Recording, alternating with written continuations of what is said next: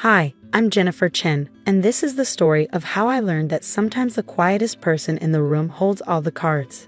It's funny how life works. One day you're being ordered around by your entitled cousins, and the next, you're signing their termination papers.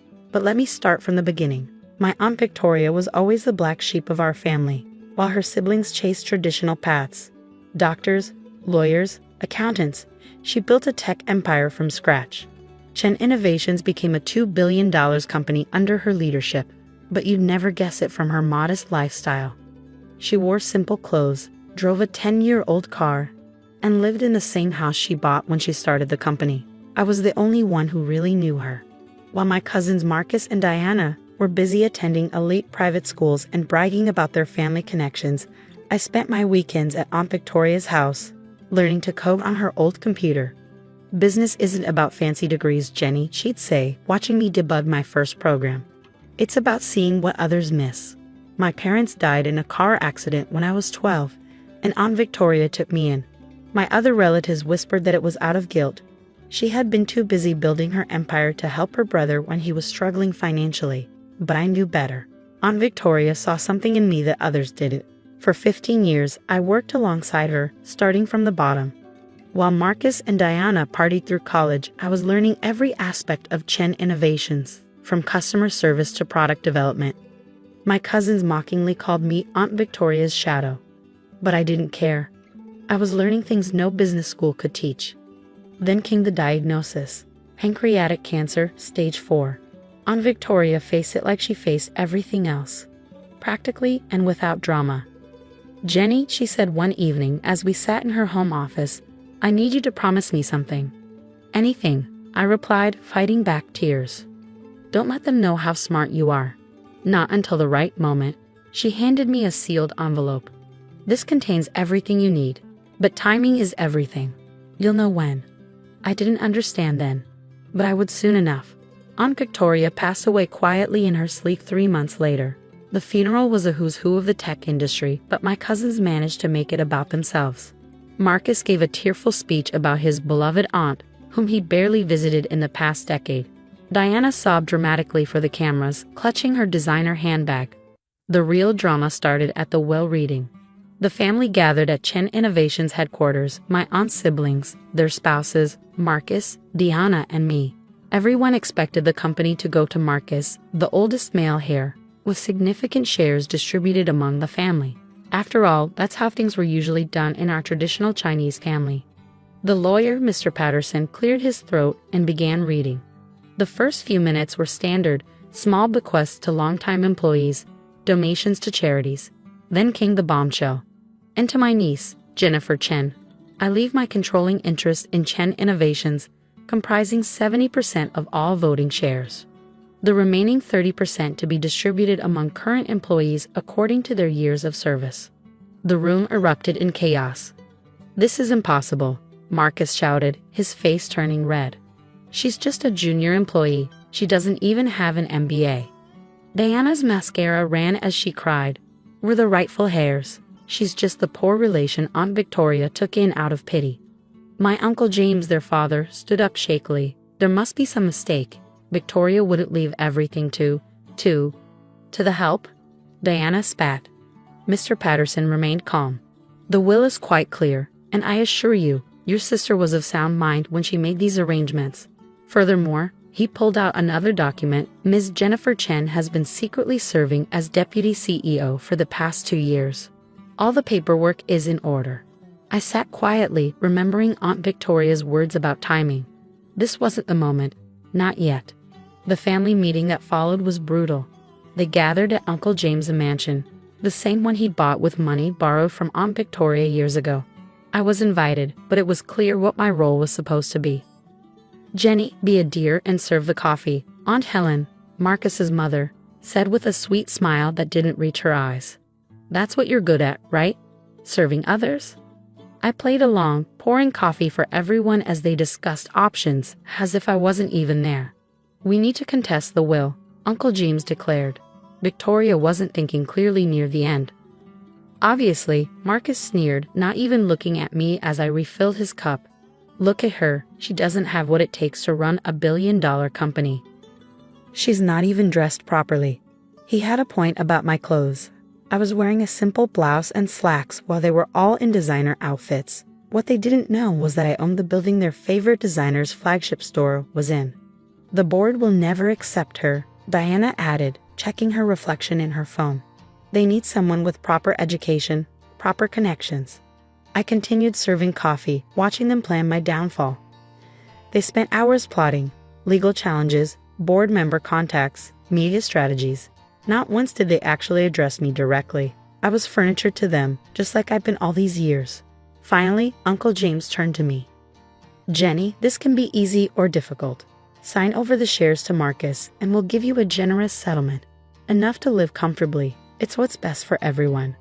I looked at their expectant faces, the same people who had barely acknowledged my existence at family gatherings, who had mocked my close relationship with Aunt Victoria, who had called me the charity case behind my back.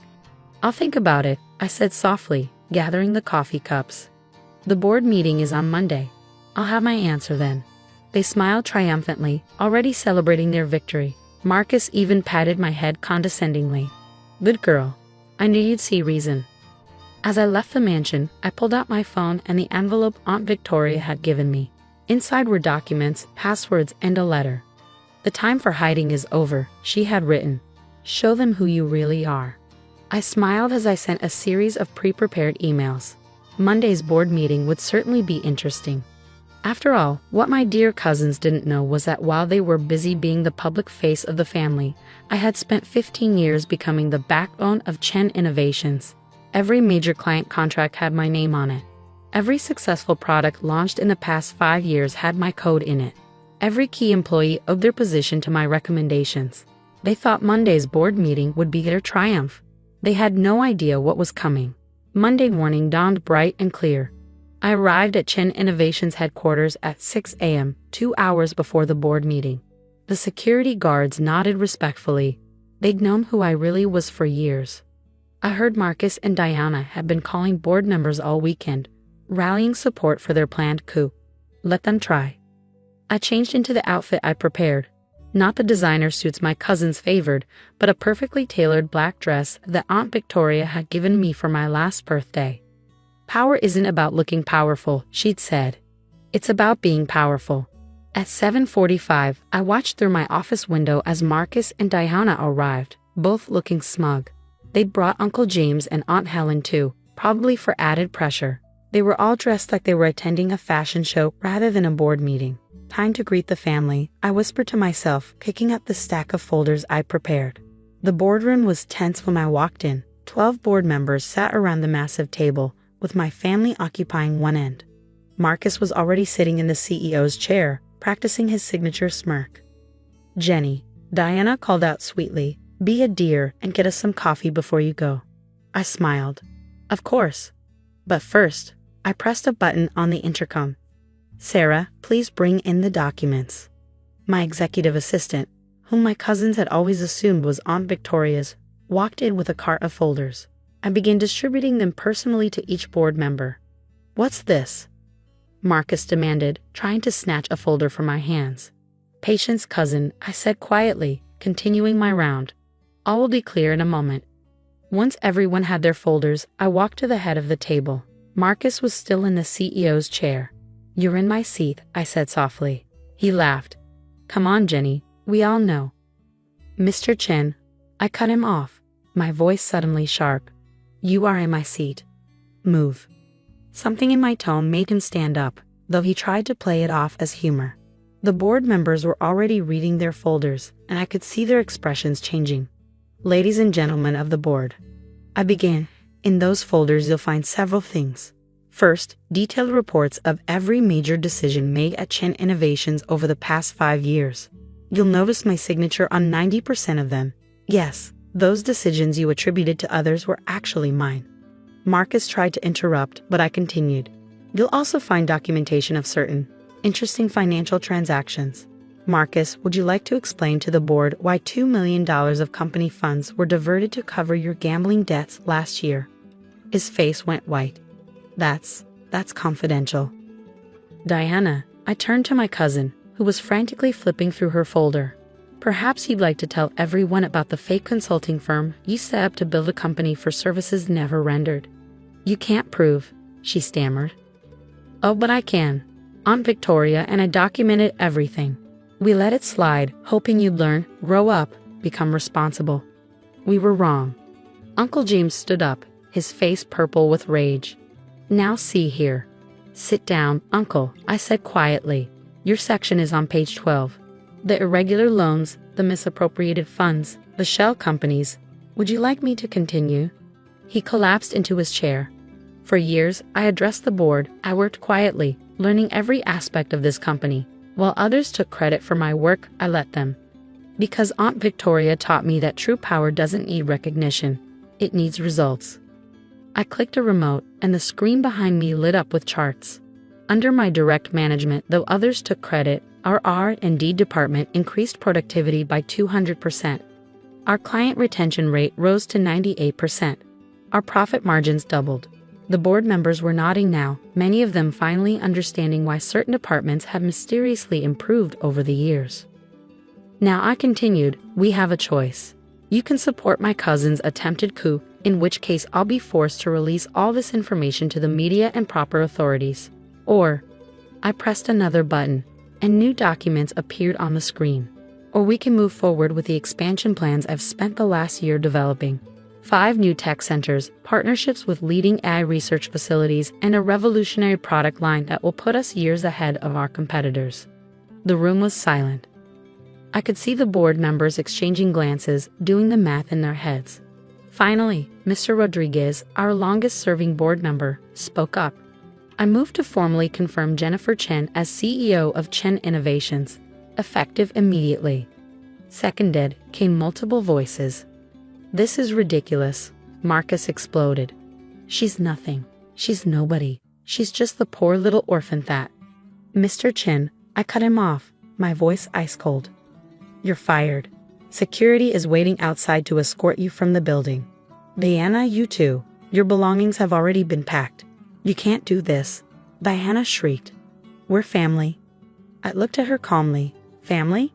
Was I family when you made me serve coffee? Was I family when you mocked my clothes, my education, my dedication to Aunt Victoria? No, Diana.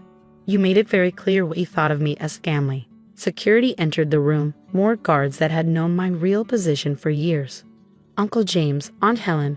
I turned to them. You have a choice. You can accept my leadership and keep your shares as silent partners, or you can join your children in unemployment. Decide now. They looked at each other, then at their screamy children being escorted out, and nodded meekly. As the chaos subsided, I addressed the board again. Now, shall we discuss those expansion plans? The next few hours were productive. By the end of the day, my position was secure, the expansion plans were approved, and a press release announcing the new leadership was circulating. That evening, I sat in Aunt Victoria's old office, my office now, looking at her picture. You taught me well, I whispered. Power isn't about shouting the loudest or wearing the most expensive clothes. It's about patience, knowledge, and timing. My phone was full of messages from family members suddenly remembering how much they'd always loved me. I ignored them all except one. From my aunt's old housekeeper, Maria, who'd been kind to me even when I was just the poor relation. You did good, Miss Jenny, her message read. Your aunt would be proud. I smiled, looking out over the city lights. The company would thrive under my leadership, not because I was born into privilege, but because I'd earned every step of my success. Marcus and Diana. Last I heard, they were trying to start their own company. Good luck to them. They'll finally have to learn what real work means. As for me, I keep Aunt Victoria's lessons close to heart. Success isn't about being seen as powerful. It's about being powerful. And sometimes, the quietest person in the room is the one you should watch out for. After all, they might just own the room.